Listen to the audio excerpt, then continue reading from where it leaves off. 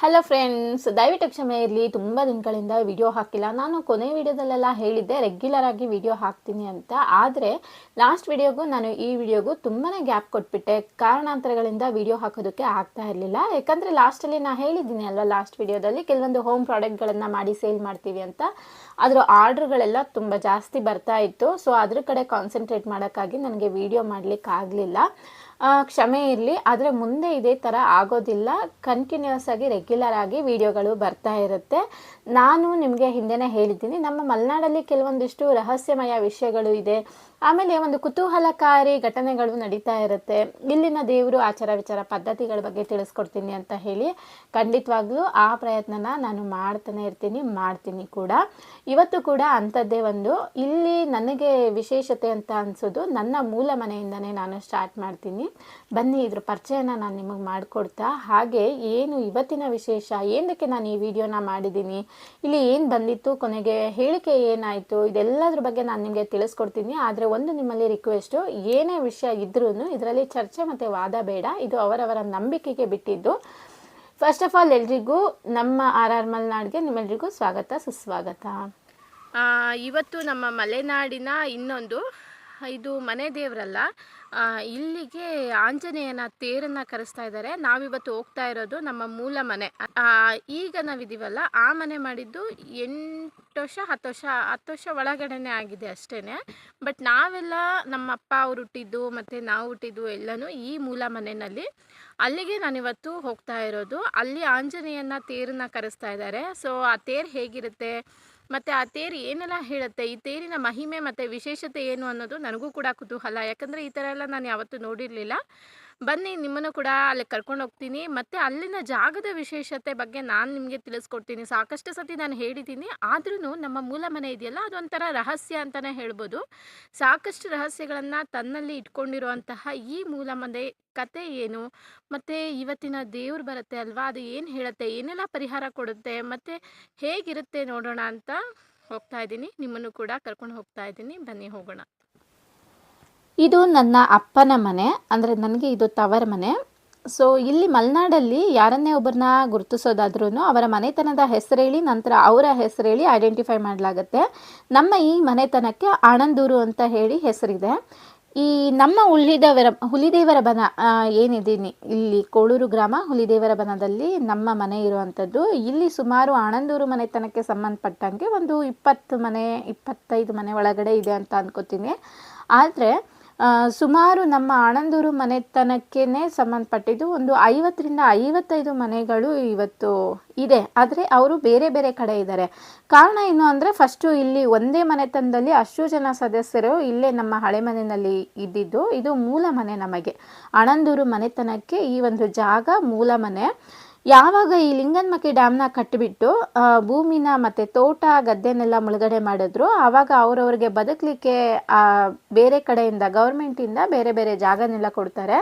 ಆ ಟೈಮಲ್ಲಿ ನನ್ನ ಅಜ್ಜ ಇದ್ದಾರಲ್ಲ, ಅವರು ಯಜಮಾನರಾಗಿರ್ತಾರೆ, ಮನೆಯ ಯಜಮಾನ. ಅವರು ಆ ಒಂದು ಫ್ಯಾಮಿಲಿನ ಸರ್ಕಾರದಿಂದ ಕೊಟ್ಟಂತಹ ಜಾಗನ ಅಲ್ಲಲ್ಲಿಗೆ ಕಳಿಸಿ ಅವರವರ ಲೈಫನ್ನು ಸೆಕ್ಯೂರ್ ಮಾಡೋದು ಆ ಯಜಮಾನನ ಕರ್ತವ್ಯ ಆಗಿರುತ್ತೆ ಅಲ್ವಾ. ಹಾಗಾಗಿ ಅವ್ರನ್ನೆಲ್ಲ ಬೇರೆ ಕಡೆ ಕಳಿಸಿ ಲಾಸ್ಟಲ್ಲಿ ಫೈನಲ್ ಆಗಿ ನಮ್ಮ ಅಜ್ಜ ಇಲ್ಲಿ ಉಳಿದಂತಹ ಭೂಮಿನ ತಗೊಂಡು ಇಲ್ಲೇ ಸ್ಟೇ ಆಗ್ತಾರೆ. ಅವರೇ ಈ ಜಾಗನ ನೋಡ್ಕೊಳ್ತಾ ಇರ್ತಾರೆ. ಈಗ ನಮ್ಮ ಅಜ್ಜನಿಗೆ ಬಂದು ಸುಮಾರು 14 ಜನ ಮಕ್ಕಳು. 14ರಲ್ಲಿ 10 ಜನ ಗಂಡು ಮಕ್ಕಳು, ಹಾಗೆಯೇ 4 ಜನ ಹೆಣ್ಮಕ್ಳಿದ್ರು. ಅದರಲ್ಲಿ ಒಬ್ಬ ಗಂಡು ಮಗ ತೀರ್ಕೊಂಡಿದ್ದಾರೆ, ಹಾಗೆಯೇ ತೀರ್ಕೊಂಡಿದ್ರು. ಫಸ್ಟಿಗೆ ಒಬ್ಬರು ಗಂಡು ಮಗ ತೀರ್ಕೊಂಡಿದ್ರು, ಹಾಗೆಯೇ ಒಬ್ಬಳು ಹೆಣ್ಣು ಮಗಳು ತೀರ್ಕೊಂಡಿದ್ಲು. ನಂತರ 9 ಜನ ಗಂಡು ಮಕ್ಕಳು 3 ಜನ ಹೆಣ್ಮಕ್ಳು ಉಳಿದಿದ್ರು. ಆದರೆ ರೀಸೆಂಟಾಗಿ 2020ರಲ್ಲಿ ನನ್ನ ತಂದೆ ಕೂಡ ತೀರ್ಕೊಂಡ್ರು. ಅದಾದ ನಂತರ ನಮ್ಮ ಈಗ ಪ್ರೆಸೆಂಟ್ ಸಿಚುವೇಶನ್ನಲ್ಲಿ 8 ಜನ ಗಂಡು ಮಕ್ಕಳಿದ್ದಾರೆ, ಹಾಗೆ 2 ಹೆಣ್ಮಕ್ಳು ಇದ್ದಾರೆ. ಒಬ್ಬರು ಹೆಣ್ಮಗಳು ಕೂಡ ತೀರ್ಕೊಂಡ್ರು. ಅಂದರೆ ಟೋಟಲಿ 2 ಹೆಣ್ಮಗಳು 2 ಗಂಡು ಮಗು ಈ ಮನೆತನಕ್ಕೆ ಸಂಬಂಧಪಟ್ಟ ನಮ್ಮ ಅಜ್ಜನ ಮಕ್ಕಳಿಗೆ ಸಂಬಂಧಪಟ್ಟಂಗೆ ತೀರ್ಕೊಂಡಿರುವಂಥದ್ದು. ನಮ್ಮ ಅಜ್ಜ ಅವರು ಬೇರೆ ಕಡೆ ಎಲ್ಲ ಇದ್ದಿದ್ದಂತೆ. ಮೂಲ ಅವರ ವಾಸಸ್ಥಳ ಪಶ್ಚಿಮ ಭಾಗದಲ್ಲಿ ಬರುತ್ತಂತೆ. ಅವರು ಇಲ್ಲಿ ಬಂದು ನೆಲೆಸಿದಾಗ ಸುಮಾರು 100 ವರ್ಷಗಳಾಗಿದೆ. 100 ವರ್ಷಗಳ ಇತಿಹಾಸದಲ್ಲಿ ದೊಡ್ಡ ಮನೆ ಇತ್ತು. ಅದಾದಮೇಲೆ ಡೆಮಾಲಿಷ್ ಆಗಿ ಎಲ್ಲ ಬಿಟ್ಟು ಹೋದ್ಮೇಲೆ ಈ ಒಂದು ಸಂಸಾರಕ್ಕೆ ಎಷ್ಟು ಬೇಕೋ ಅಷ್ಟು ಇಷ್ಟು ದೊಡ್ಡ ಮನೆನ ಕಟ್ಟಿರೋದು. ಇದು 1990ರಲ್ಲಿ ಕಟ್ಟಿರೋದು. ಇಲ್ಲಿ ನೋಡಿ, ಇಲ್ಲಿ ನಾಗಯಕ್ಷಿ ಹುತ್ತ ಎದ್ದಿರೋದು ಈಗ ರೀಸೆಂಟಾಗಿ ಸುಮಾರು 1.5-2 ವರ್ಷದಿಂದ ಈ ನಾಗಯಕ್ಷಿ ಹುತ್ತ ಈ ಮನೆಯಲ್ಲಿ ಎದ್ದಿರೋವಂಥದ್ದು. ಇದು 1990ರಲ್ಲಿ, ಅಂದರೆ ನಾವೆಲ್ಲ ಹುಟ್ಟಿದ್ದು ಹಳೆ ಮನೆಯಲ್ಲಂತೆ. ನಾನು ಹುಟ್ಟಿದ ಮೇಲೆ ಈ ಮನೆನ ಕಟ್ಟಿದ್ದು ಅಂತ ಹೇಳ್ತಾರೆ. ಸೊ ಇದು ನಮ್ಮ ಹಳೆ ಮನೆ. ಅಂದರೆ ನಮಗೆ ಬುದ್ಧಿ ಬಂದ ಮೇಲೆ ಇಲ್ಲಿ ನಮ್ಮ ಚಿಕ್ಕಪ್ಪ ಅವರೆಲ್ಲ ಇದ್ದರು. ತುಂಬಾ ನೆನಪುಗಳ ಆಗರ ಈ ಮನೆ. ಯಾಕಂದರೆ ನನ್ನಪ್ಪ ಇಲ್ಲೆಲ್ಲ ಓಡಾಡ್ತಾ ಇದ್ರು. ಆಮೇಲೆ ಚಿಕ್ಕಪ್ಪ ಜೊತೆ ಎಲ್ಲ ತಲೆಹರಟೆ ಮಾಡ್ತಾ ಇದ್ವಿ. ಮನೆಗೆ ತುಂಬ ಜನ, ಅಜ್ಜಿ ಆಶೀರ್ವಾದ ಅದೆಲ್ಲ ಇವಾಗ ನೆನಪುಗಳಾಗಿ ಉಳ್ಕೊಳ್ಳುತ್ತೆ. ಯಾಕಂದರೆ ಇನ್ನೊಂದು 2-3 ತಿಂಗಳಲ್ಲಿ ಈ ಮನೆಯ ಸೂರನ್ನು ತೆಗಿತಾರೆ. ಯಾಕಂದರೆ ಇಲ್ಲಿ ನಾಗಯಕ್ಷಿ ಎದ್ದಿರೋದ್ರಿಂದ ಇದು ಮಳೆಯಲ್ಲಿ ನೆಂದು ಶುದ್ಧಿ ಆಗಬೇಕಂತೆ. ಆ ನಂತರ ಇಲ್ಲಿ ದೇವರ ಪ್ರತಿಷ್ಠಾಪನೆ ಆಗಬೇಕಂತೆ. ಅದಕ್ಕೆ ಸಂಬಂಧಪಟ್ಟಂಗೆ ಸಾಕಷ್ಟು ಇತಿಹಾಸಗಳು, ಅಂದರೆ ಒಂದು ಘಟನೆಗಳು ಇಲ್ಲಿ ನಡೀತು.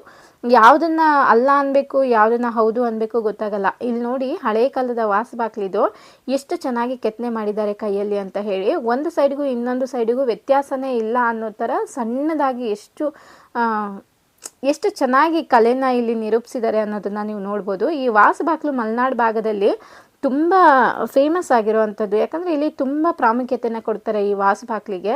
ಹೆಣ್ಣು ಮಕ್ಕಳು ಡೇಟ್ ಆದಾಗ 3 ದಿನ ಈ ವಾಸಬಾಕಲನ್ನ ದಾಟಾಡಂಗಿಲ್ಲ. ಇದನ್ನು ದೇವರು ಅಂತಲೇ ತಿಳ್ಕೊಳ್ಳೋದು. ಹಾಲ್ ಆದಮೇಲೆ, ಅಂದರೆ ಮನೇಲಿ ಹಾಲ್ ಅಂತ ಏನು ಹೇಳ್ತೀವಿ ಆ ಭಾಗ ಆದಮೇಲೆ ಒಳಗಡೆ ಹೋಗಬೇಕಂದ್ರೆ ಅದಕ್ಕೂ ಮೊದಲು ಈ ವಾಸಬಾಕಲನ್ನ ದಾಟ್ಕೊಂಡು ಹೋಗಬೇಕು. ಈ ವಾಸಬಾಕ್ಲು ಕೆಳಗಿಟ್ಟಿರ್ತಾರೆ ಸಾಕಷ್ಟು. ಇದಕ್ಕೆ ತಲೆ ಬಾಗಿ ನಾವು ಹೋಗಬೇಕು, ಅಂದರೆ ಅದಕ್ಕೊಂದು ಗೌರವ ಸಲ್ಲಿಸೋ ಅರ್ಥ. ಇದು ನಡುಮನೆ ಅಂತಾರೆ ಇದಕ್ಕೆ. ಹಾಗೆ ಇಲ್ಲಿ ಮೇಲ್ಗಡೆ ಅಟ್ಟ. ಈ ಅಟ್ಟದ ಮೇಲೆ ದೇವರಿಗೆ ಸಂಬಂಧಪಟ್ಟಂತಹ ತುಂಬ ಪ್ರಾಮುಖ್ಯತೆ ಕೊಡುವಂತಹ ವಸ್ತುಗಳನ್ನು ಅಲ್ಲಿಡ್ತಾ ಇದ್ರು. ಹೇಳಿದ್ನಲ್ವ, ಡೇಟ್ ಆದಮೇಲೆ ಈ ವಾಸಬಾಕಲನ್ನ 3 ದಿನಕ್ಕೆ ಹೆಣ್ಮಕ್ಳು ದಾಟಿದ್ರು ಅಟ್ಟದ ಮೇಲೆ 5 ದಿನದವರೆಗೂ ಹೋಗೋ ಹಾಗಿರ್ತಾ ಇರಲಿಲ್ಲ. ಸೊ ಏನಕ್ಕೆ ಈ ಥರ ಒಂದು ಆಚರಣೆ ಮಾಡ್ತಾರೆ ಅಂದರೆ, ಇಲ್ಲಿ ಒಂದು ದೇವರುಗಳಿಗೆ ಪ್ರಾಮುಖ್ಯತೆನ ಕೊಡ್ತಾರೆ, ನಂಬ್ತಾರೆ ಕೂಡ. ಒಂದು ವೇಳೆ ಏನಾದರೂ ಒಂದು ಇನ್ಸಿಡೆಂಟ್ ನಡೀತು ಅಂತ ಅಂದರೆ ಅದಕ್ಕೆ ಇದೇ ಕಾರಣ ಅಂದ್ಬಿಡ್ತಾರೆ. ಹಾಗಾಗಿ ಇವತ್ತಿಗೂ ಈ ಆಚರಣೆ ಪಾಲ್ಕೆನಲ್ಲಿದೆ ಈ ಸೈಡು. ಇದು ಡೈನಿಂಗ್ ಹಾಲ್ ಆಗಿ ನಮ್ಮ ಚಿಕ್ಕಪ್ಪ ಅವರು ಈಗ ಯೂಸ್ ಮಾಡ್ತಿದ್ರು. ಇದು ನಮ್ಮ ಅಜ್ಜಿ ಇದ್ದಾಗ ಇಲ್ಲಿ ಅಡುಗೆ ಎಲ್ಲ ಮಾಡ್ತಾಯಿದ್ರು.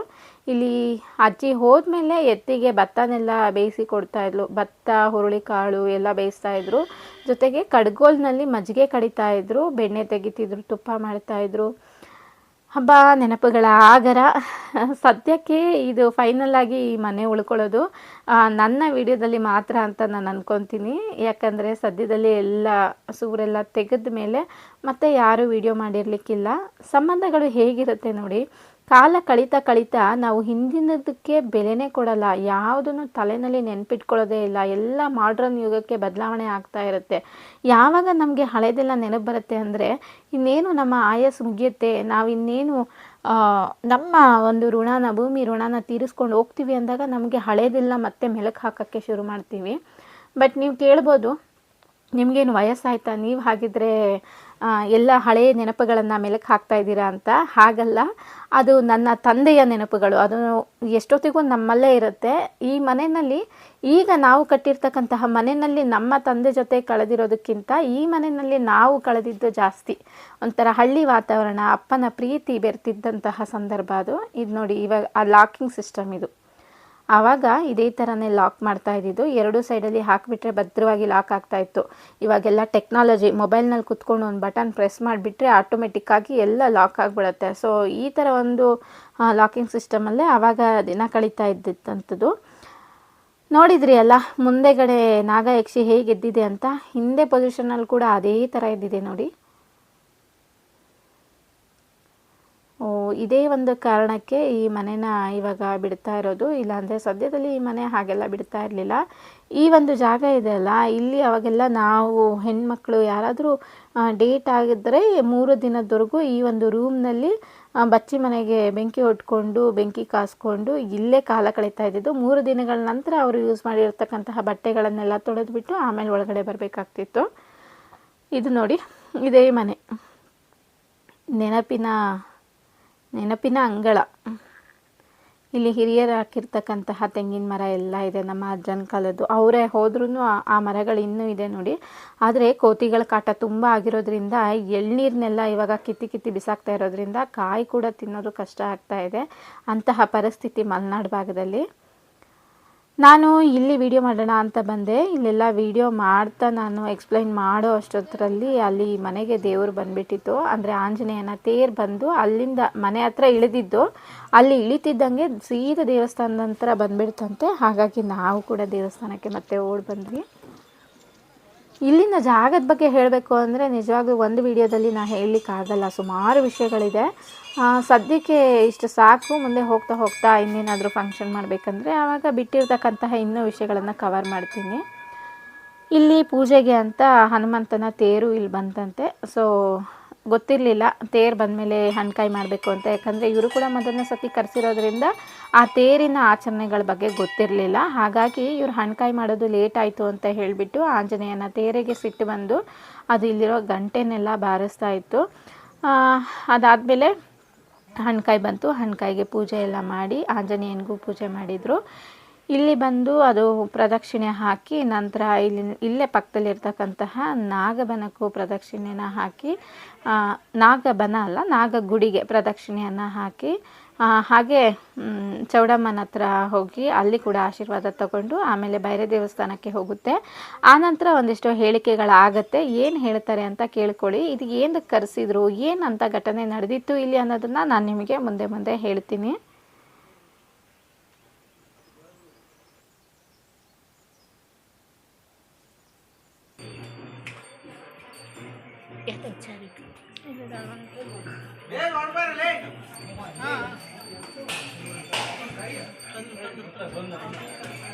ಬರ್ತಾರೆ ದೇವರೇ ನಿಂತ್ಕ. ಆಯ್ತು ನಿಂತ್ಕ ದೇವರೇ. ನಮಗೂ ಗೊತ್ತಿಲ್ಲ ಇದೆಲ್ಲ, ಇಲ್ಲಾಂದ್ರೆ ರೆಡಿ ಇಟ್ಟಿರ್ತಿದ್ವಿ. ಅದೇ ನಾವು ತಂದು ಅಂದರೆ ಪೂಜೆ ಮಾಡೋದು ಲೇಟ್ ಆಯಿತು, ಹಣ್ಕಾಯಿ ಕೊಡೋದು ಲೇಟ್ ಆಯಿತು ಅಂತ ಹೇಳಿ ತೇರಿಗೆ ಸಿಟ್ಟು ಬಂದು ಹೊರಡೋದಕ್ಕೆ ರೆಡಿ ಆಗಿತ್ತು. ಹಾಗಾಗಿ ದೇವರು ಈಶ್ವರನ ಕೃಪೆ ಇಲ್ಲದೆ ಹೋಗೋದಕ್ಕೂ ಮನಸ್ಸಿಲ್ಲದೆ ತುಂಬಾ ಹಠ ಮಾಡ್ತಿತ್ತು ಅಂತ ಹೇಳ್ಬೋದು. ಇಲ್ಲಿ ನೋಡ್ತಾ ಇರ್ಬೋದು ಗಂಟೆ ಎಲ್ಲ ಹೇಗೆ ಬಾರಿಸ್ತಾ ಇದೆ ಅಂತ. ಅವರಂತಾರೆ ತೇರನ್ನು ನಾವು ಹಿಡ್ಕೊಂಡಿರ್ತೀವಿ ಅಷ್ಟೇ, ಆದರೆ ಪ್ರತಿಯೊಂದು ಹಂತನೂ ಆಂಜನೇಯನೇ ನಡೆಸೋದು. ನಮ್ಮ ಕೈಯಲ್ಲಿ ಕೂಡ ಬ್ಯಾಲೆನ್ಸ್ ಮಾಡೋಕ್ಕಾಗಲ್ಲ. ಆ ರೀತಿ ಒಂದೊಂದು ಸತಿ ರಚ್ಚಿಡ್ದು ಬಿಡುತ್ತೆ, ತನಗಲ್ಲ ಅನಿಸಿದ್ದನ್ನು ಆ ರೀತಿಯಲ್ಲಿ ರಚ್ಚಿಡಿಯುತ್ತೆ ಅಂತ ಹೇಳ್ತಾರೆ.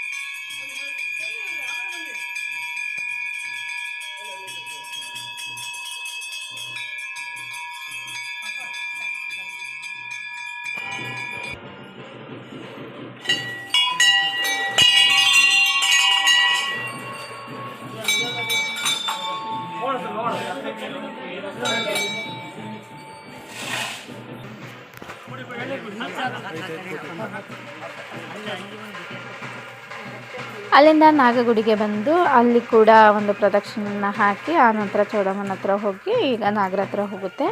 ಆನಂತರ ನಾನು ಮನೆಗೆ ಹೋದ್ಮೇಲೆ ಏನು ವಿಷಯ, ಇದರ ವಿಷಯ ಏನು, ಇಲ್ಲಿಗೆ ತೇರು ಬಂದಿದ್ಯಾಕೆ ಅನ್ನೋದನ್ನು ನಾನು ನಿಮಗೆ ಎಕ್ಸ್ಪ್ಲೈನ್ ಮಾಡ್ತೀನಿ.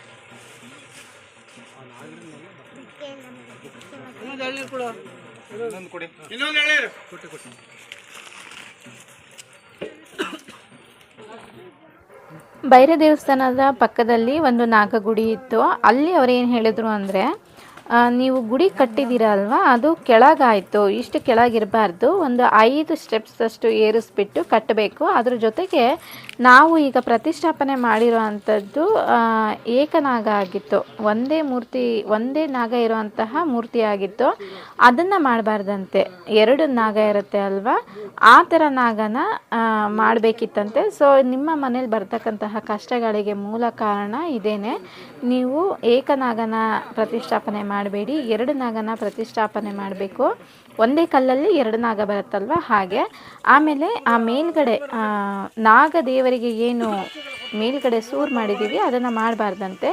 ಗಾಳಿ ಬೆಳಕು ಬಿಸಿಲು ಅದಕ್ಕೆ ಚೆನ್ನಾಗಿ ಬೀಳಬೇಕಂತೆ. ಅದಕ್ಕೋಸ್ಕರ ಆ ಗುಡಿಯ ಮೇಲಿನ ಭಾಗನ, ಸೂರಿನ ಭಾಗನ ನೀವು ತೆಗಿಬೇಕು ಅಂತ ಹೇಳಿದ್ರು. ಇದನ್ನು ನೀವು ಮಾಡಿದ್ದೇ ಆದಲ್ಲಿ ನಿಮಗೆ ಮುಂದೆ ಎಲ್ಲ ಒಳ್ಳೆಯದಾಗುತ್ತೆ, ಎಲ್ಲನೂ ನಿಮಗೆ ಕೈ ಹಿಡಿತಾ ಹೋಗುತ್ತೆ ಅಂತ ಹೇಳಿದರು.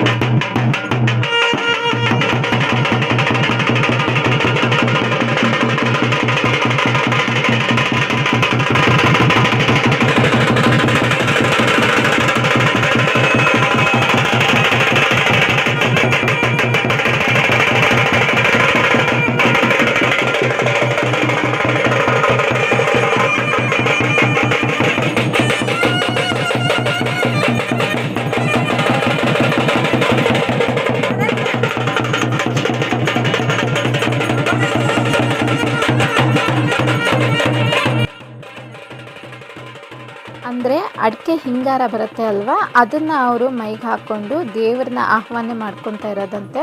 ಸೊ ಈಗ ಅವ್ರ ಮೈ ಮೇಲೆ ದೇವ್ರು ಬರುತ್ತಂತೆ. ಆ ನಂತರ ಹೇಳಿಕೆ ಆಗುತ್ತೆ, ಅವರು ಹೇಳ್ತಾರೆ ಏನೇ ಸಮಸ್ಯೆ ಇದ್ದರೂ ಈಗ ಕೇಳ್ಬೋದು ಅಂತ ಹೇಳಿ. ಸೊ ದೇವರ ಆಹ್ವಾನ ಮಾಡ್ಕೊಳ್ಳೋದಕ್ಕೋಸ್ಕರ ಅವರು ಈ ಥರ ಮಾಡ್ತಾ ಇರೋದಂತೆ.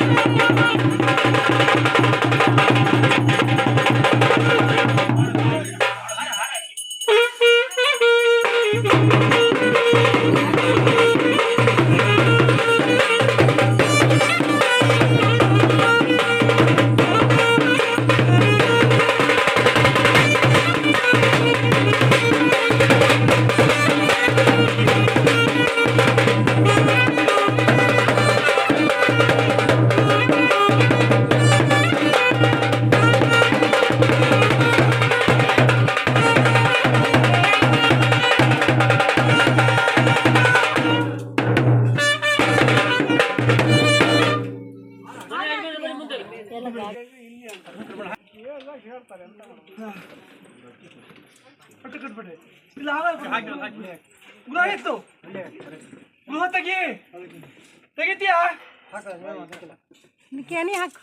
ಹೇಳೋದು ಕೇಳಿಸ್ತಾ ಇದೆಯಾ ಗೃಹ ತೆಗಿತೀಯಾ ಆಗದೇ ಇಲ್ಲ ಅಂದ್ರೆ ತೆಗಿಬೇಕು ಒಪ್ಪಿ ಉಂಟಾ ಎಲ್ಲ ನಿನ್ನ ಶಿಶು ಎಲ್ಲಿ ತೆಗಿದೇ ಕೊಟ್ಟು ಮಾಡಿದ ತೆಗಿತೀಯಾ ಕಷ್ಟ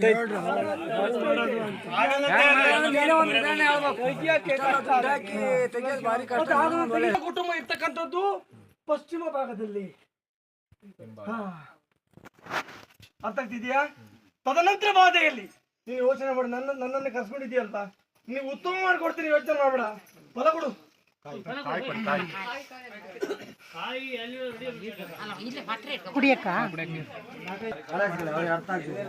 ನಾಗ ಸಾನ್ನಿಧ್ಯವನ್ನ ಪ್ರತಿಷ್ಠೆ ಮಾಡೋ ಸಂದರ್ಭ ಕುಟುಂಬ ನಾನು ಬರುವಂತದ್ದು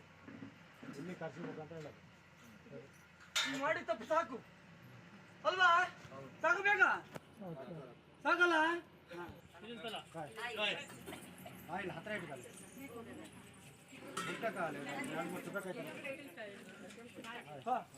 ಓಕೆ, ಈಗ ವಿಷಯ ಏನು ಅಂತ ಹೇಳ್ತೀನಿ, ಯಾಕೆ ಕರೆಸಿದ್ರು ಅಂತ ಹೇಳಿ.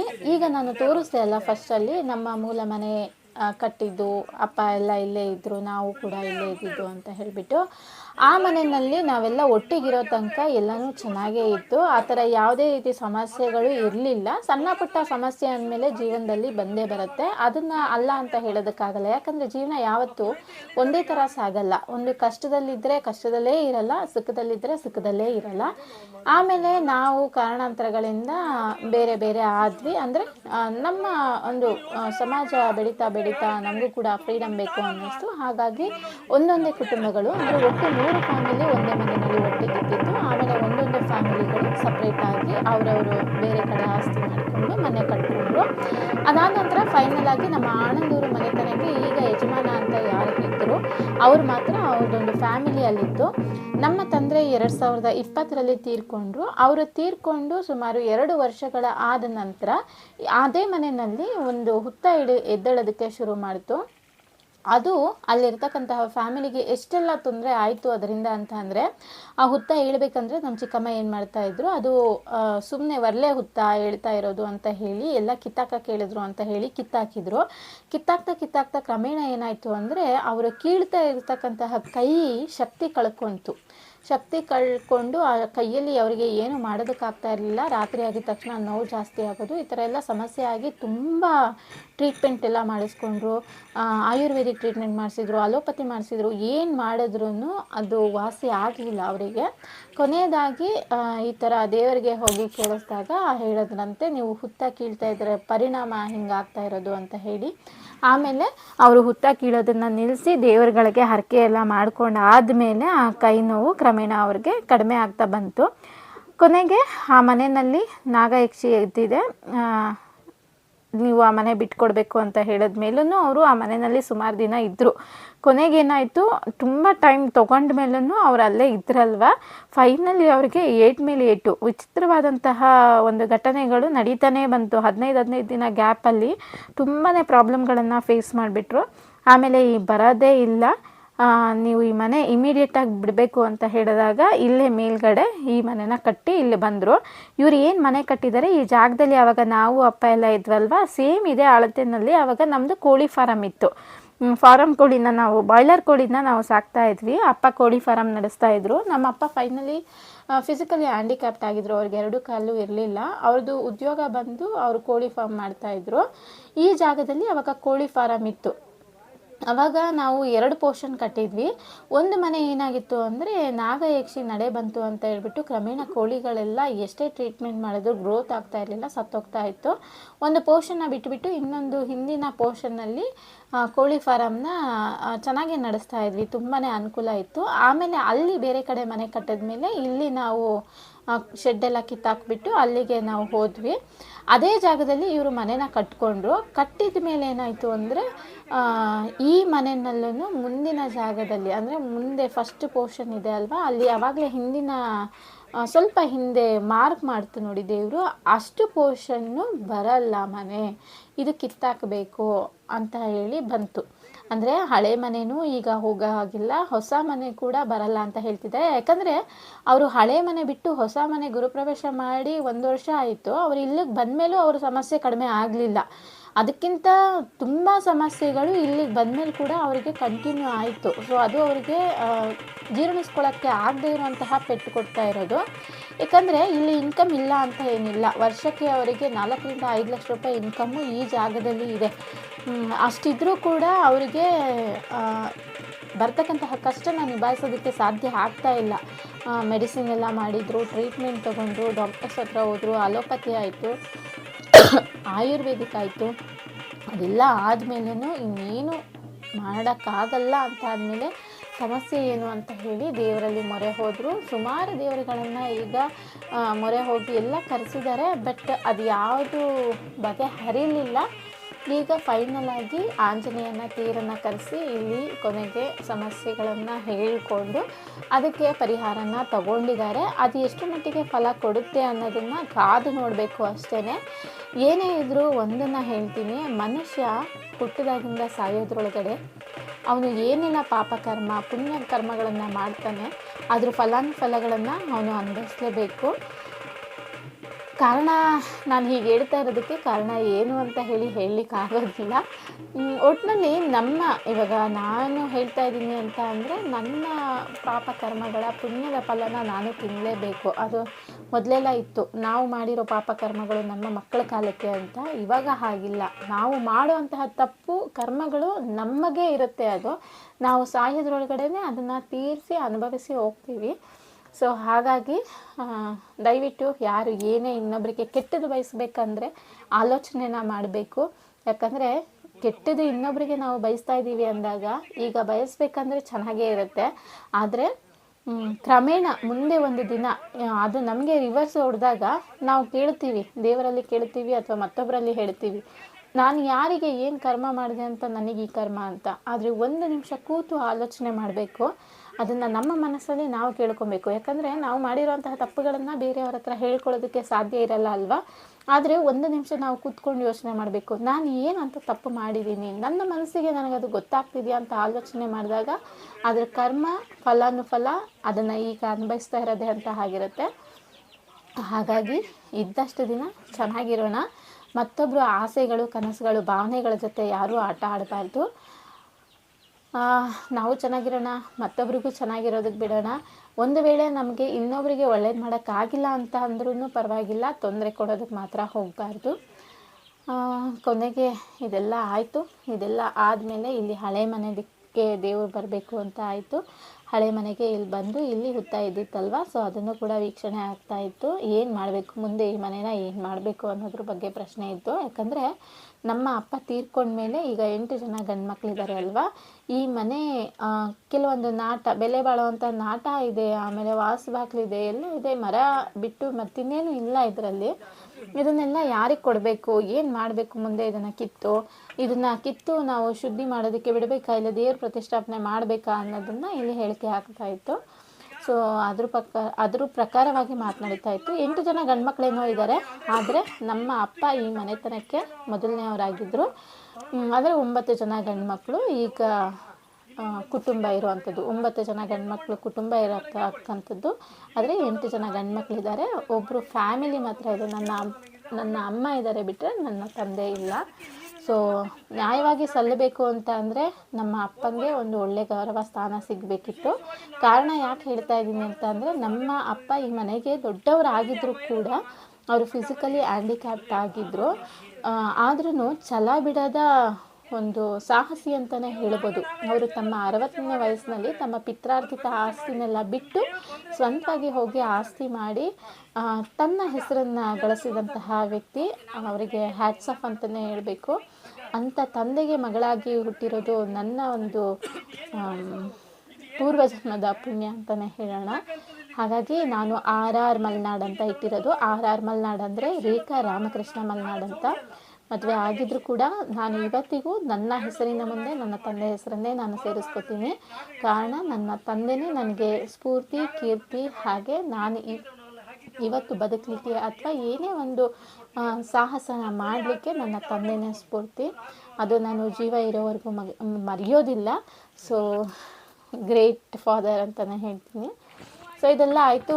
ಇದೆಲ್ಲ ಆದಮೇಲೆ ಇನ್ನು ಬೇರೆ ಊರು ಮನೆಯವ್ರು ಬಂದಿದ್ರಲ್ಲ, ಅವರು ಏನಾದರೂ ಹೇಳಿಕೆ ಕೇಳಿಸೋದಿದ್ರೆ ಕೇಳಿಸ್ಬೋದು ಅಂತ ಅಂದರು. ಹಾಗೆ ಸಾಕಷ್ಟು ನಮ್ಮ ಮನೆತನದಲ್ಲಿ ಸಮಸ್ಯೆಗಳಿದೆ. ಒಂದು ಮಾತನ್ನು ಹೇಳೋದಕ್ಕೆ ಇಷ್ಟಪಡ್ತೀನಿ.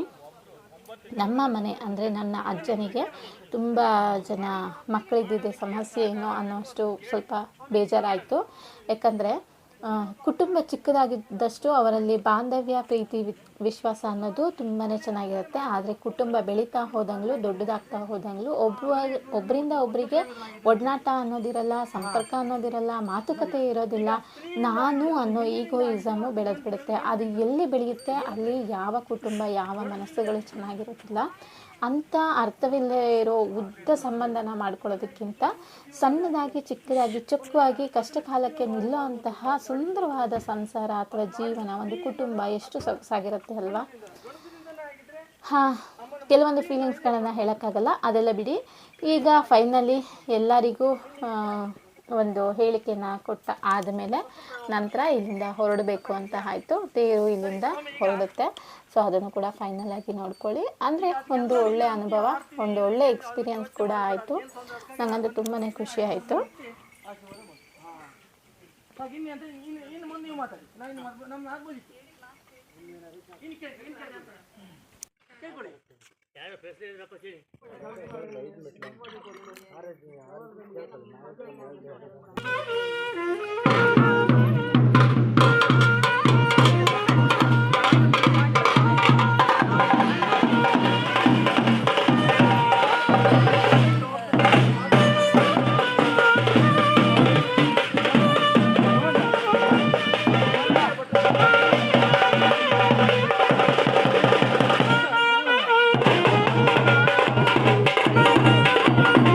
ಸೊ ಇದಿಷ್ಟು ಇವತ್ತಿನ ವಿಡಿಯೋ ಆಗಿತ್ತು. ಐ ಹೋಪ್ ನೀವೆಲ್ಲ ತುಂಬ ಇಷ್ಟಪಟ್ಟಿರ್ತೀರಾ ಅಥವಾ ಕುತೂಹಲದಿಂದ ಇಷ್ಟೊತ್ತವರೆಗೂ ನೋಡಿರ್ತೀರಾ ಅಂತ ಹೇಳ್ತಾ ಮತ್ತೊಂದು ವಿಡಿಯೋ ಜೊತೆಗೆ ಮತ್ತೆ ಸಿಗ್ತೀನಿ, ವಿಶೇಷವಾದ ವಿಡಿಯೋ ಜೊತೆಗೆ. ನಿಮಗೂ ಕೂಡ ಆ ಘಟನೆಗಳು, ಸಂದರ್ಭಗಳನ್ನು ತೋರಿಸ್ತೀನಿ ಅಂತ ಹೇಳ್ತಾ ಟಾಟಾ ಬಾಯ್, ಟೇಕ್ ಕೇರ್.